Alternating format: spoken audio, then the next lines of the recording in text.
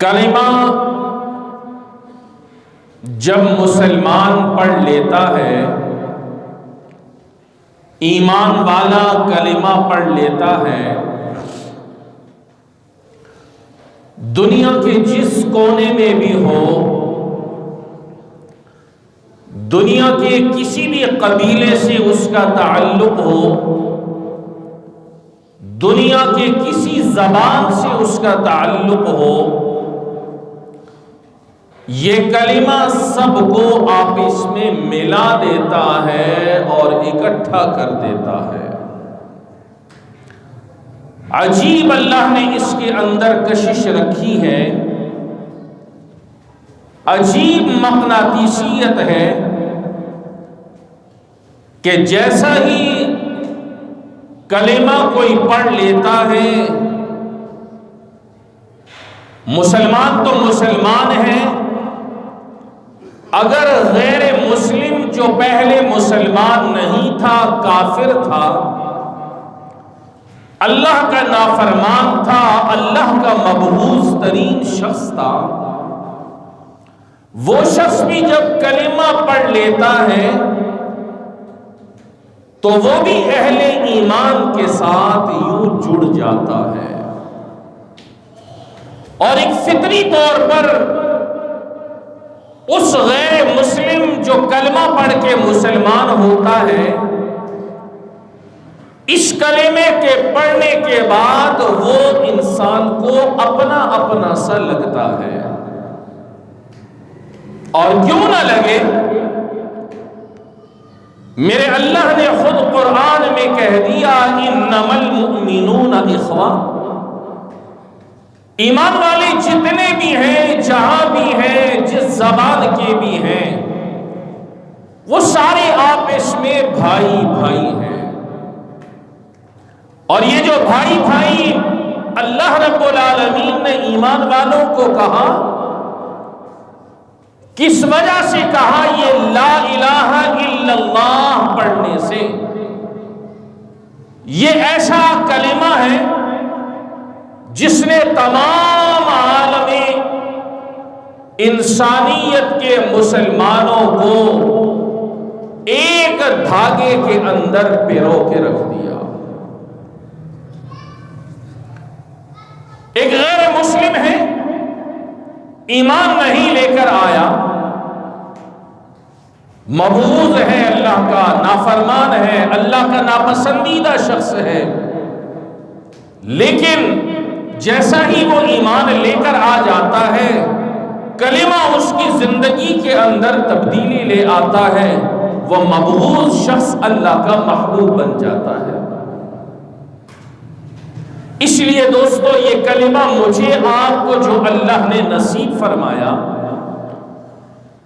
اس کلمے کی برکت سے اللہ نے تمام اہل ایمان کو اکٹھا کر دیا، ایک لڑی کے اندر پیرو دیا، ایک دھاگے کے اندر پیرو کے رکھ دیا۔ آج فلسطین کے مسلمانوں کے لیے ہمارے دل دھڑک رہے ہیں، ان کی آہوزاری ہم سے برداشت نہیں ہو پا رہی، ان کی شہادتیں ہم سے دیکھی نہیں جاتی، ان پر جو ظلم اور تشدد اور زیادتیاں ہو رہی ہیں کفر کی طرف سے، ہم سے دیکھا نہیں جا رہا۔ ہماری کیا رشتہ داری ہے ان سے؟ ہمارا بھائی نہیں ہے وہاں پہ، ہماری بہن نہیں ہے، ہمارا کچھ اچھا ماموں تایا نہیں ہے وہاں پہ، ہمارا والد نہیں ہے، والدہ نہیں ہے۔ آخر وہ کیا چیز ہے جو ان کے درد کو ایمان والے اپنا درد سمجھ رہے ہیں؟ ان کی تکلیف کو ایمان والے اپنی تکلیف سمجھ رہے ہیں۔ وہ کیا چیز ہے جو ہمیں اس بات پر مجبور کر رہی ہے کہ ان کا درد ہمارا درد ہے، ان کی تکلیف ہماری تکلیف ہے، ان کے اوپر بمباری کا ہونا ایسے ہے جیسے ہمارے اوپر بمباری ہو رہی ہے؟ یہ کیا چیز ہے جو ہمیں ان سے محبت پر مجبور کر رہی ہے، بھلائی پر مجبور کر رہی ہے، یہاں تک کہ اہل ایمان دیگر ممالک میں، پاکستان میں بھی مظاہرے بھی کر رہے ہیں، مالی تعاون بھی کر رہے ہیں، دعائیں بھی کر رہے ہیں، استغفار بھی کر رہے ہیں، قنوت نازلہ بھی پڑھی جا رہی ہے۔ یہ سارا کچھ کیوں ہو رہا ہے؟ ہمارا تو کوئی رشتہ بظاہر نسبی طور پر کچھ بھی نہیں ہے، ہمارے کیا لگتے ہیں، لیکن وہ ایک رشتہ ہے ان سے ہمارا، وہ رشتہ ہے لا الہ الا اللہ کا رشتہ ہے۔ اور حقیقت میں اگر دیکھا جائے تو مسلمان کا دوسرے مسلمان کے ساتھ حقیقی رشتہ لا الہ الا اللہ کی بنیاد پر ہے۔ اسی وجہ سے ہمارے دل دھڑک رہے ہیں ان کے لیے۔ تو لا الہ الا اللہ جو اللہ نے ہمیں دوستوں دیا ہے، عجیب و غریب تاثیر رکھتا ہے کہ اس نے ساری دنیا کے مسلمانوں کو اکٹھا کر کے رکھا ہے۔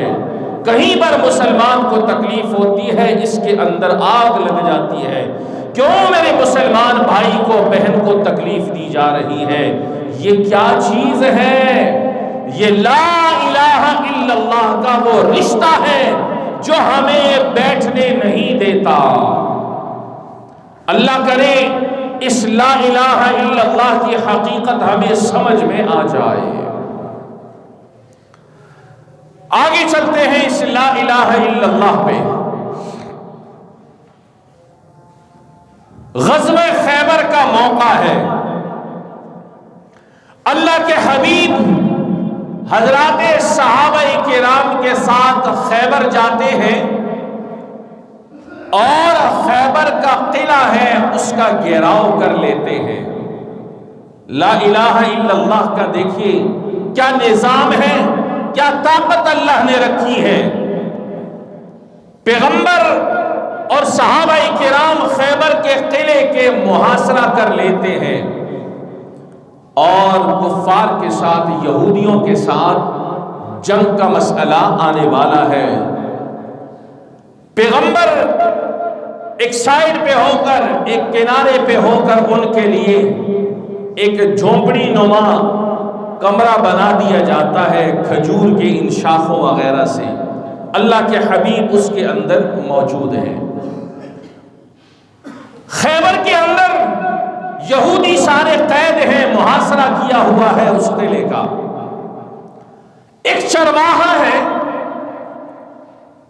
جو سیاہ فام ہے، رنگ کا کالا ہے، جسم سے بدبو آ رہی ہے، شکل و صورت سے پیارا نہیں ہے، ان یہودیوں میں سے کسی کا خادم ہے، اور ان کی بکریاں قلعے سے باہر لا رہا ہے کہ تاکہ میں چرانے لے جاؤں، اور ساتھ باہر جا کے دیکھوں کہ مسلمان آئے ہیں اور مسلمانوں کا سردار آیا ہے، میں دیکھوں تو صحیح کس قسم کے لوگ ہیں، کیا کہتے ہیں۔ یہ رنگ کا کالا ہے، جسم سے بدبو ہے، ان کے معاشرے میں اس کی کوئی حیثیت نہیں ہے، ایک غلام کی حیثیت ہے، خادم کی حیثیت ہے۔ وہ بکریاں لے کر آتا ہے باہر قلعے سے، ایک چرواہا ہے، اور لانے کے بعد باہر جب نکلتا ہے تو مسلمانوں پہ نظر پڑتی ہے، صحابہ کرام کو دیکھتا ہے، اور پھر ان سے کہتا ہے کہ تمہارا سردار کہاں ہے؟ میں اس کو ذرا دیکھنا چاہتا ہوں، ملنا چاہتا ہوں کہ وہ کیوں آیا ہے، کیا کرنے آیا ہے یہاں پہ، میں ذرا دیکھنا چاہتا ہوں۔ حضرات صحابہ کرام نے اس چرواہے سے کہا وہ آگے جاؤ، یہ ایک جھونپڑی نما کمرہ بنا ہوا ہے، اس کے اندر چلے جاؤ، اس کے اندر وہ ہیں۔ اول تو اس کو اس بات کا یقین نہیں آیا کہ اتنا بڑا سردار حجاز سے اتنا نام ہے اس کا، تو وہ یہاں پر رہ رہا ہے۔ اس کے ذہن میں نقشہ کچھ اور تھا کہ عالی شان کوئی خیمہ لگا ہوگا، عالیشان خیمہ لگا ہوگا اور اس کے باہر پہرے دار کھڑے ہوں گے، کوئی قالینیں وغیرہ بچھی ہوں گی اور بڑے ہٹو بچوں کے نعرے لگ رہے ہوں گے، جیسا کہ انہوں نے اپنے سرداروں کو دیکھا تھا۔ تو اس کے ذہن میں یہ تصور تھا سرداری کا، تو انہوں نے کہا مسلمانوں کا سردار ہے تو ان کے لیے بھی یہی چیزیں ہوں گی۔ لیکن جب اس نے یہ سارا کچھ دیکھا تو یقین نہ آیا کہ یہاں پہ تمہارا سردار۔ بہرحال چلا گیا اندر اللہ کے حبیب کے پاس، اور جانے کے بعد کہنے لگا وہ چرواہا وہ حبشی کہ آپ یہاں کیوں آئے ہیں اور کیا دعوت دینے یہاں پر آئے ہیں، کیا کہنا چاہتے ہیں آپ علیہ الصلوۃ والسلام نے اس چرواہے سے فرمایا کہ میں یہاں پر ایک اللہ کی طرف دعوت دینے آیا ہوں، میرا اور کوئی مقصد نہیں ہے۔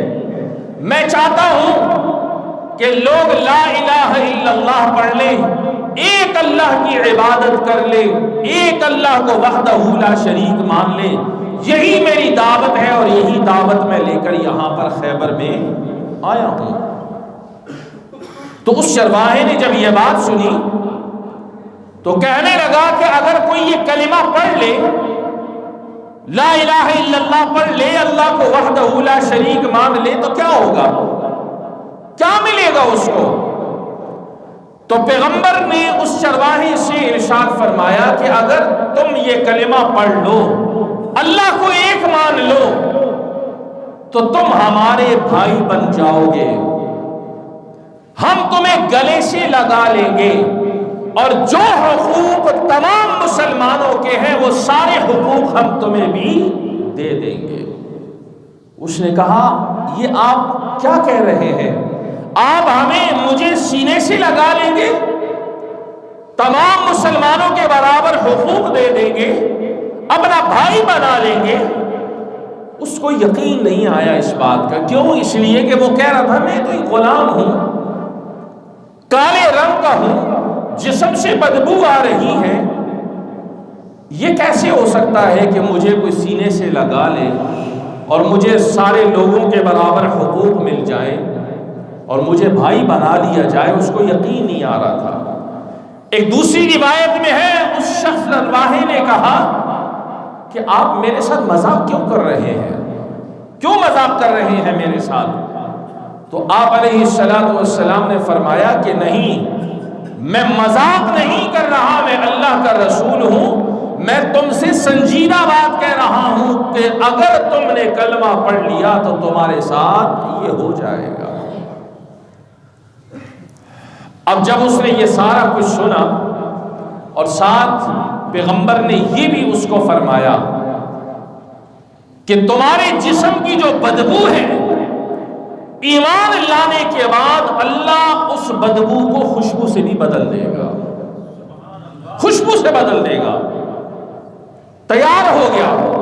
ایک تو پیغمبر کی دعوت، پیار اور محبت، اور دوسرا پیغمبر کا چہرے نبوت، اس کے اپنے آثار اس کے دل پہ اثر کر گئے اور کہنے لگا ٹھیک ہے میں یہ کلمہ پڑھتا ہوں۔ چنانچہ جو بکریاں لے کر آیا تھا چرانے کے لیے، تو آپ نے اس موقع پر ارشاد فرمایا کہ ایسا کرو، سب سے پہلے جا کر جس کی یہ بکریاں ہیں ان کو یہ امانت واپس دے کر آؤ۔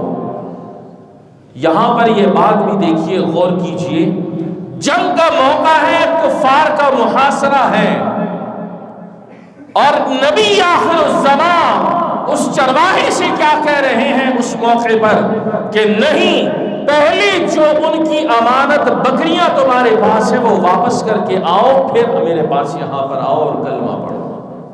چنانچہ آپ علیہ الصلوۃ والسلام نے اس کو بھیجا کہ جاؤ بکریاں واپس دے کر آؤ، یہ ان لوگوں کی تمہارے پاس امانت ہے۔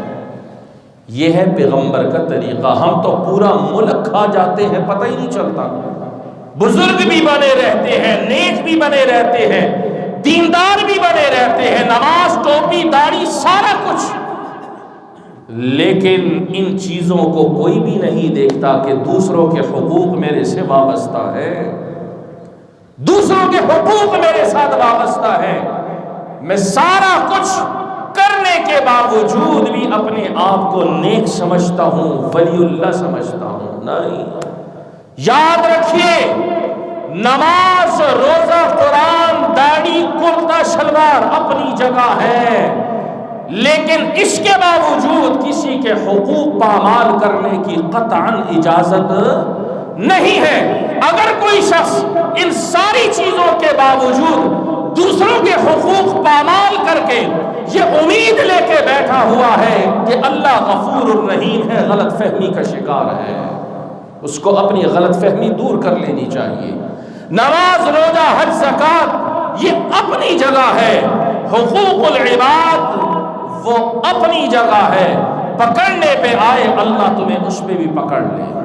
اس لیے صرف نماز روزے پر یقین کر کے مت بیٹھو کہ بس میں اب وقت کا ولی بن چکا ہوں، نہیں۔ حقوق العباد کو دیکھو، میرے سے کس کے حقوق وابستہ ہیں، ان کی ادائیگی کی فکر کرو۔ پیغمبر نے اس جنگ کے موقع پر، جنگ کے حالت میں بھی کیا تھا، سارا کچھ لے سکتے تھے، چھین سکتے تھے، محاصرہ ہے، نہیں، یہ ان کی امانت ہے، جاؤ واپس دے کر آؤ۔ چنانچہ وہ چرواہا گیا، واپس دے کر آ گیا، اور آنے کے بعد اس نے کلمہ طیبہ لا الہ الا اللہ پڑھ لیا، مسلمان ہو گیا۔ مسلمان جب ہوا تو پیغمبر نے اس سے کیا ارشاد فرمایا کہ بھائی ابھی موقع نہ نماز کا ہے، نہ روزے کا ہے، نہ دیگر عبادات کا ہے، حج کی تو فرضیت ہی نہیں ہوئی تھی، ابھی اس وقت اس چیز کا موقع نہیں ہے۔ ایک عبادت چل رہی ہے، اور وہ عبادت کیا ہے؟ جہاد فی سبیل اللہ چل رہا ہے، تلواروں کے سائے تلے وہ عبادت چل رہی ہے، اس وقت اس کی ضرورت ہے، اس عبادت کو بجا لاؤ۔ اس چرواہے نے پھر اللہ کے حبیب سے فرمایا، یا رسول اللہ، آپ کہہ رہے ہیں کہ اس وقت یہ عبادت جہاد کی ہو رہی ہے، نماز نہیں ہے، روزہ نہیں ہے، کوئی اور عبادت نہیں ہے، تو کیا اس کے اندر تو یہ بھی ممکن ہے کہ میں زندہ بچ جاؤں، ممکن ہے کہ میں مار دیا جاؤں؟ بچ گیا تو ٹھیک ہے، نہ بچا تو میرے ساتھ کیا ہوگا؟ کیا ملے گا مجھے اس عبادت کے سر انجام دینے پر؟ میرے آقا کریم علیہ السلام نے فرمایا اس چرواہے سے کہ بچ گئے تو بچ گئے، مسلمان ہمارے بھائی، وہی پرانی بات، اور اگر شہید ہو گئے تو تمہیں اللہ اس کے بدلے میں جنت الفردوس دے گا، تمہیں اللہ اس کے بدلے میں جنت الفردوس عطا فرما دے گا۔ ٹھیک ہے اللہ کے حبیب، یہ بات ہے، ہاں تمہارے ساتھ وعدہ ہے، اللہ تمہیں جنت دے گا۔ چنانچہ تلوار اٹھائی اور خیبر کے موقع پر جنگ کرتے کرتے کرتے وہ شہادت کے مرتبے پر فائز ہو گیا۔ جب شہادت کے مرتبے پر فائز ہو گیا تو دیگر صحابہ کرام بھی شہید ہو گئے اس موقع پر۔ جب صحابہ کی لاشیں اکٹھی کرنے کا وقت آیا، ایک اس کو پہچان رہا ہے، اس کو پہچان رہا ہے، دوسرے کو تیسرے کو پہچان رہے ہیں، ایک لاش پڑی ہوئی ہے، صحابہ اس کو پہچان نہیں رہے۔ اللہ کے حبیب آئے، سارے صحابہ کو دیکھا جو شہید ہوئے، اس کی لاش کے قریب جب آئے تو پیغمبر سمجھ گئے یہ وہی چرواہا ہے جو ایمان لے کر آیا اور عجیب شخص ہے، نہ نماز پڑھی نہ روزہ رکھا، سیدھا جنت میں چلا آیا۔ قریب آئے اور پھر صحابہ کرام سے فرمایا کہ یہ وہی چرواہا ہے جو میرے پاس آیا تھا، کلمہ پڑھا، اور اس وقت یہ جہاد فی سبیل اللہ کی عبادت ہو رہی تھی، اس کے اندر یہ گیا اور یہ شہادت کے مرتبے تک پہنچ گیا۔ اور پھر اس موقع پر اللہ کے پیغمبر نے کیا ارشاد فرمایا؟ فرمایا کہ میں دیکھ رہا ہوں اللہ رب العالمین نے اس چرواہے کو جنت الفردوس میں داخل کر دیا، اللہ کے حبیب نے فرمایا۔ اور پھر ساتھ فرمایا کہ اللہ جل مجدہ نے اس کی جو بدبو تھی اس بدبو کو اللہ نے خوشبو کے اندر تبدیل کر دیا۔ یہ اللہ کے حبیب نے اس کی شہادت کے بعد ارشاد فرمایا۔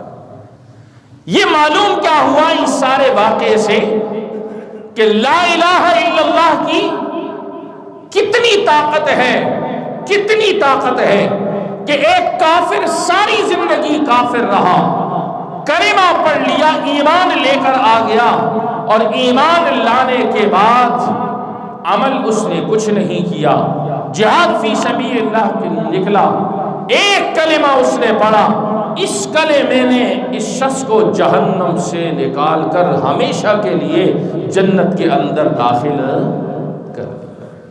معلوم کیا ہوا کہ اللہ جل مجدہ نے جو ہم سب اہل ایمان کا رشتہ جوڑا ہوا ہے وہ کس بنیاد پر جوڑا ہے؟ لا الہ الا اللہ کی بنیاد پر۔ وہ چاہے افغانستان کا ہو، چاہے پاکستان کا ہو، چاہے فلسطین کا ہو، چاہے برطانیہ کا ہو، چاہے امریکہ کا ہو، وہ کہیں کبھی مسلمان ہے، وہ سارے کے سارے آپس میں بھائی بھائی ہیں۔ انما المؤمنون اخوہ، یہ زہر جو آج کل سوشل میڈیا پہ پھیلایا جا رہا ہے، ہمارے مسلمان بھائی جو ہجرت کر کے یہاں آئے تھے اور اب وہ واپسی کر رہے ہیں، طرح طرح کی باتیں نہیں، مسلمانوں کے ساتھ، ایمان والوں کے ساتھ یہ باتیں اچھی نہیں لگتی۔ ایمان والا جہاں بھی ہے، چاہے پاکستان میں ہے، چاہے افغانستان کا ہے، یا چاہے کہیں کا بھی ہے، اس کا رشتہ اللہ نے جوڑ دیا ہے، اس رشتے کو کوئی توڑ نہیں سکتا۔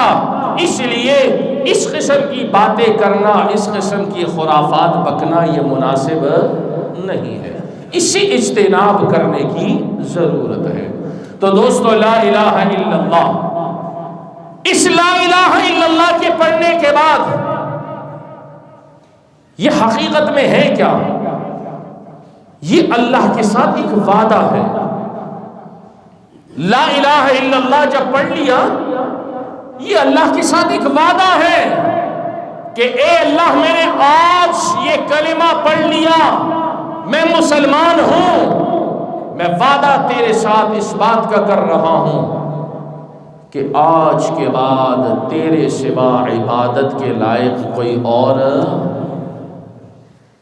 ادھر ادھر جو سجدے مارتے ہو نا دائیں بائیں، یہ اللہ سے وعدہ کر لیا ہے تم نے، یہ لا الہ الا اللہ پڑھ لیا، یہ ویسے نہیں ہے، کوئی زبانی جمع خرچ نہیں ہے کہ پڑھ لیا بس مسلمان ہو گئے، اب جو دل میں آئے کرنا شروع کر دے، نہیں، یہ اللہ سے وعدہ ہو گیا۔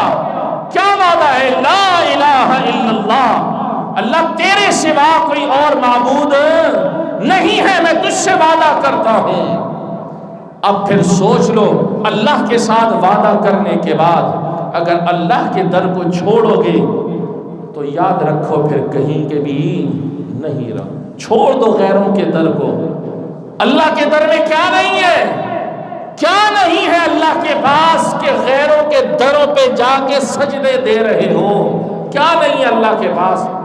کوئی کھڑا ہو کے بتا سکتا ہے اس سارے مجمع میں یا مجمع سے باہر کوئی کہ کون سی وہ چیز نہیں ہے جو اللہ کے پاس نہیں ہے؟ بتا سکتا ہے کوئی؟ جب ہمارا ایمان ہے اللہ سب کچھ کرنے والا ہے، لا الہ الا اللہ میں اقرار بھی کر لیا، وعدہ بھی کر لیا، پھر کیوں غیروں کے دروں پہ جاتے ہو؟ آگے چلیے، محمد الرسول اللہ کہہ کر اقرار کر لیا، وعدہ کر لیا، اے پیغمبر، اللہ کا رسول تو ہی ہے، ہم وعدہ کرتے ہیں، اقرار کرتے ہیں، جب اللہ کا رسول تو ہی ہے تو پھر اطاعت بھی کس کی ہے؟ اس رسول کی ہے یا غیروں کی ہے؟ سمجھ میں آ رہی ہے؟ پیغمبر کو جو اللہ کا رسول کہہ رہے ہو، اقرار کر رہے ہو، وعدہ کر رہے ہو، تو پھر اطاعت اور اتباع بھی کس کی ہے؟ اسی رسول کی ہے، کسی اور کی نہیں ہے۔ اس لیے یہ کلمہ جو اللہ نے دیا ہے یہ ایسے زبانی جمع خرچ نہیں ہے، پڑھ لیے بس ٹھیک ہے، مسلمان ہے، کسی کو کوئی تھوڑا بہت سمجھائے گلے پڑ جاتا ہے، میں تو مسلمان ہوں، مجھے کس چیز کی ضرورت ہے؟ اچھا، کلمہ پڑھنے سے صرف کام چل جائے گا؟ تمہیں کلمہ کے تقاضوں کا پتہ نہیں ہے؟ کلمہ کے تقاضے کیا ہے؟ کیوں تم نے کلمہ پڑھ لیا ہے؟ اللہ سے وعدہ کر لیا ہے، پیغمبر سے وعدہ کر لیا ہے، اقرار کر لیا ہے کہ اللہ تو ہی ہے، جب بھی جھکنا ہے تیرے سامنے جھکنا ہے، اور پیغمبر جب بھی اطاعت کرنی ہے تیری ہی اطاعت کرنی ہے، کسی اور کی۔ اب اس اقرار اور وعدے کو سامنے رکھ کر ہر شخص اپنے گریبان میں جھانک سکتا ہے، دیکھ سکتا ہے، اپنے آپ کو پرکھ سکتا ہے کہ میں کیا اللہ ہی کا ہوں، اللہ ہی کے سامنے جھکنے والا ہوں، یا کسی اور طرف بھی میں جا رہا ہوں۔ اگر تو جا رہے ہو دوستو، پلٹ کے آ جاؤ اور اس چیز کا اللہ سے پھر وعدہ کر لو کہ اللہ تو ہی معبود ہے۔ اور اگر اطاعت کسی غیرے کی کرنے لگ گئے ہو،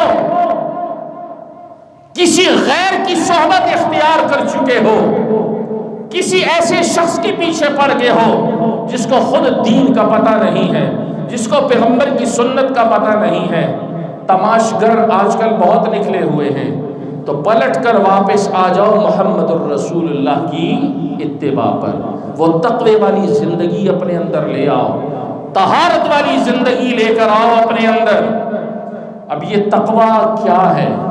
اللہ کے حکم کو مان لو، رسول اللہ کی اطاعت کر لو، یہی تقوی ہے، اسی کا نام تقوی ہے نا۔